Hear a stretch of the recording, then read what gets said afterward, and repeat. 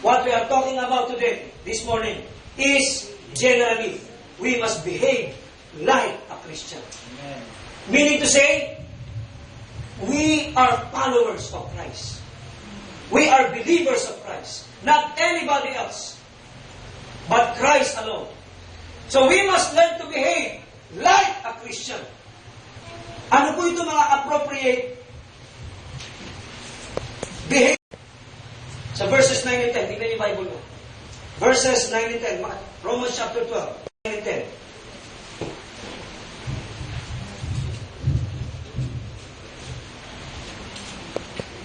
Appropriate behavior in connection with our topic this morning, behave like a Christian.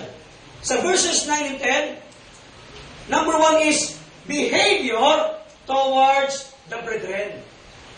Pag-uugali o kaugalian patungo sa ating kapatiran. Pag-uugali natin para sa ating kapatiran. Ano ba dapat ang maging pag-uugali natin sa bawat isa bilang magkapatiran? Gaya ng sinabi ko sa inyo, magkaibang lahi ang Hudyo at Hentil. Pero sinasabi ni Pablo, kahit ikaw ay Hudyo, kahit ikaw ay Hentil, kahit mayaman ka, mahirap ka, may pinag-aralan ka, wala kang pinag-aralan, ito ang dapat maging ugali ninyo sa isa't isa. Dahil kayo ay na kay Kristo. Behavior towards the brethren. Ano po? Sabi diyan, verse 9, let love be without hypocrisy. Now listen, sa totoo lang, mas madaling magkunwari ang mayaman kaysa sa mahirap. Hello? Ang attitude o behavior of hypocrisy ay mas prone sa mga may pera, sa mga nasa alta sosyedad. Oo, pakikitungan nila ng may kaamuan, may kalambingan, may pag-ibig ang mga mahihirap. Pero pagtalikod, baho naman yan. No? Yung ba yung mga ugali, mga ganid? Alam nyo, minsan, yung mga kinikilala nating mga foundations na pinamumunuan ng mga mayayaman, kunyari, magbibigay sila, magdodonate sila ng pangkabuhayan sa mga mahihirap, picture-picture, at ang itiyan. Pero ang totoo niyan, sa realidad, yung idinonate, pag uwi niya, dala rin ng mayaman. Ay, may mga alam akong ganyan, mga kapatid. Magpapakain! Papakainin, habang pinapakain, binibidyohan. Tuwan-tuwa yung mayaman, may camera, may newspaper yan. But at the back of the scenario, sinasabi ng mayaman, mga balasupas, mga ganid, mga patay-gutom. Hello? Ano po ibig sabihin ng mga kapatid? Ano po yung word love in this verse? Came from the Greek word agape. Sabihin natin lang agape. Agape. Agape meaning a God kind of love.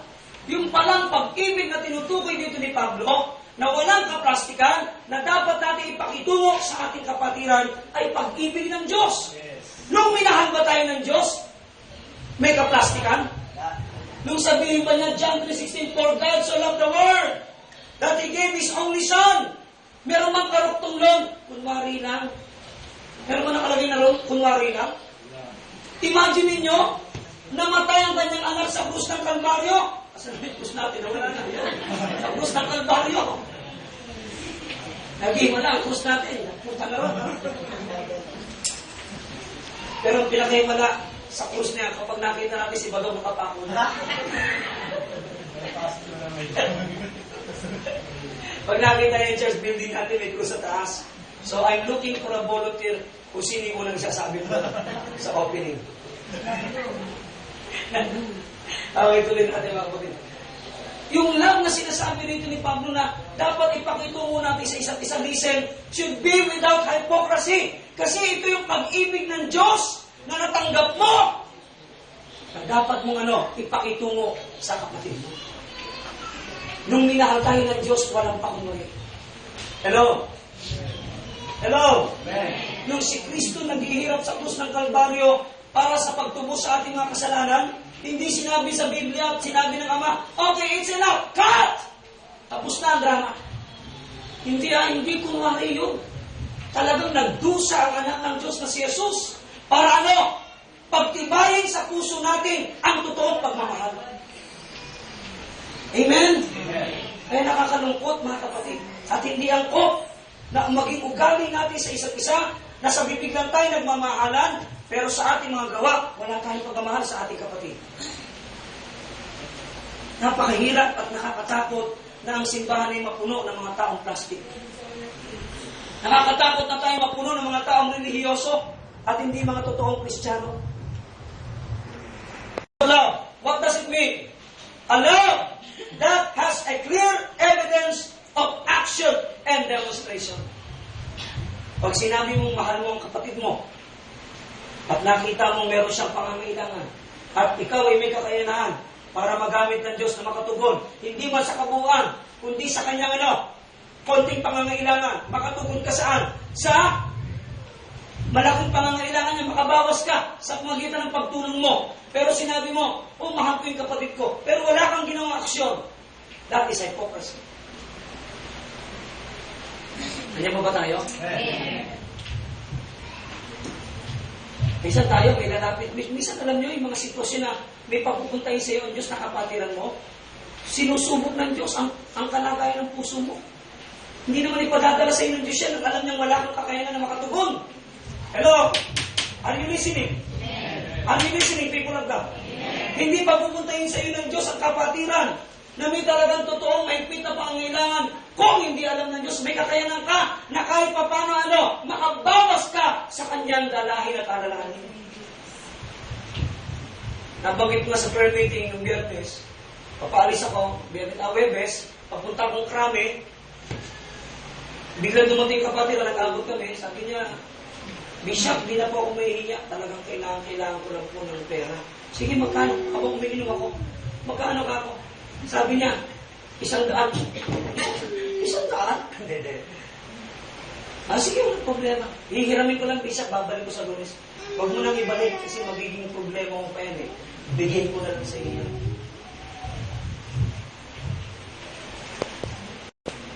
Kakapusin kami ni Pastor Bobby ng pamasahe. Sabi ko, siguro, dito na namin pwede magamit yung ID namin sa kami pag kinapos kami ng pamasahe. Kapatid, let love be without hypocrisy. Sabi mo sa katabi mo, walang plastikan. Wala tayong plastikan. Alisin natin ang kaplastikan sa simbahan. Hindi tamang lugar ng kaplastikan ng simbahan. Ang simbahan ay lugar ng katotohanan at kakapang. Palapakan natin ang Panginoon. Sa pakikitungo sa kanila. Sa ganung paraan, lalo kang pagpapalain ng Diyos. Amen? Sa ganung paraan, lalo natin na ipapakita na tayo Kristiyano. Behavior towards the brethren. At alam niyo, isang kahulugan pa rin po nito, mga kapatid. Ito yung ganito. Sa harap at sa talikuran, totoo ka sa kapatiran. Minsan ang Kristiyano natatrap sa sitwasyon na ang galing mo sa harap, ang galing mo magsalita sa harapan ng kapatid mo, pagtalikod mo, tinatagtag mo naman, parang giniling. Sinisira mo naman siya. Mga hindi magagandang salita ang sinasabi mo. Yes, hindi niya nadidinig, hindi niya nakikita, pero merong Diyos na nakatungay sa atin sa pakikitungo natin sa kapatid. Amen? For me, I hate hypocrisy.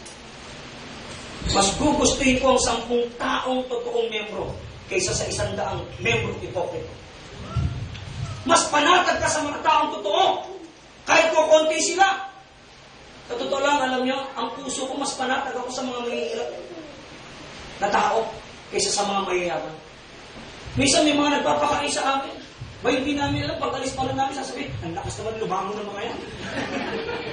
Pagpay sa ibang bibig pa namin malala, ay, hindi na ako nagpunta ron. Hindi na ako nagpunta, mahirap.